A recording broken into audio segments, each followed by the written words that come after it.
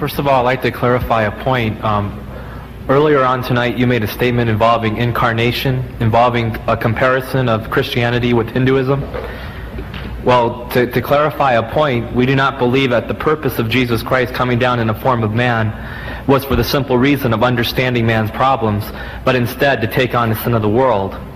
And because of that, there is no real parallel between an incarnation of comparing Hinduism faith with the faith of Christianity.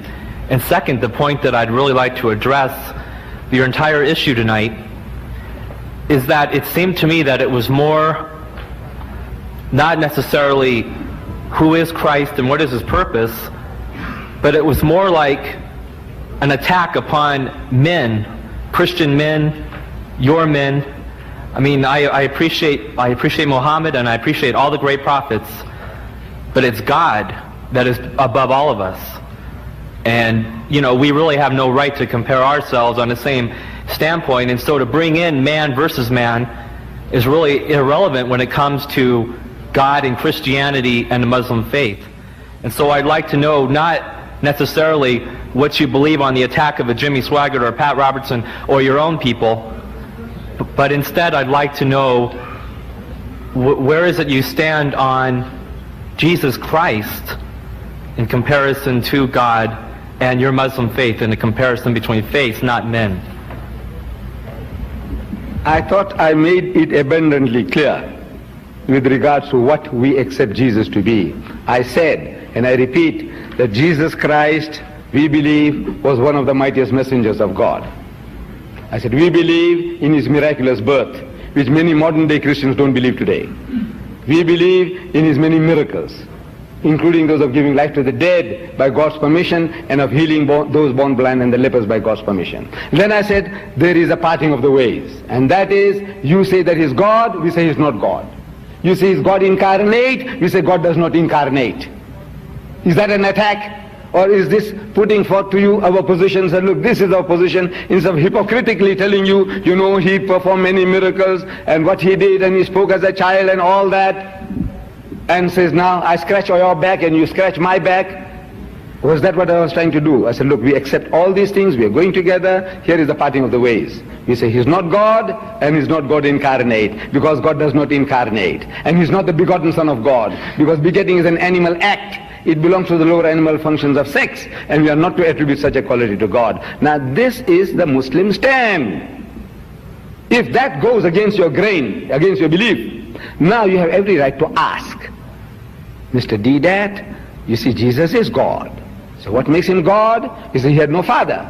So every person must have a father.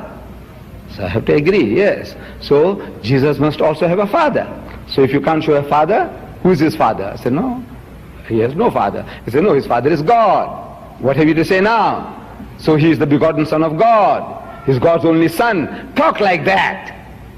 So what have you to say? We believe in the Holy Trinity. Father, Son and Holy Ghost.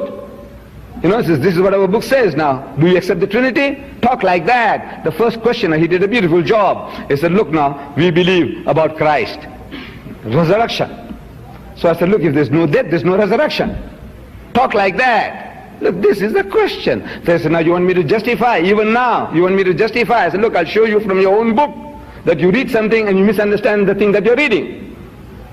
Let's put it to the audience. Let I put it to you. But now I said, you're crying now like a woman, you know, bashful maiden. You said, now look, you attack. What attack?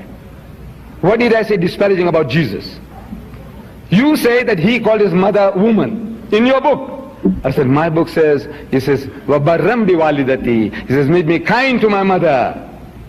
وَجَعَلَنِي جَبَّارًا شَقِيًّا. And he's not made me, وَلَمْ أَجْعَلْنِي جَبَّارًا شَقِيًّا. And not, you know, aggressive or abusing. Look, this is the Quran is defending Jesus.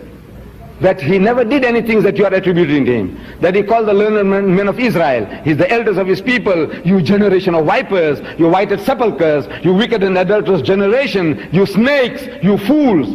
Look, this is your record. My book says, no, he never did anything like that. Is that an attack?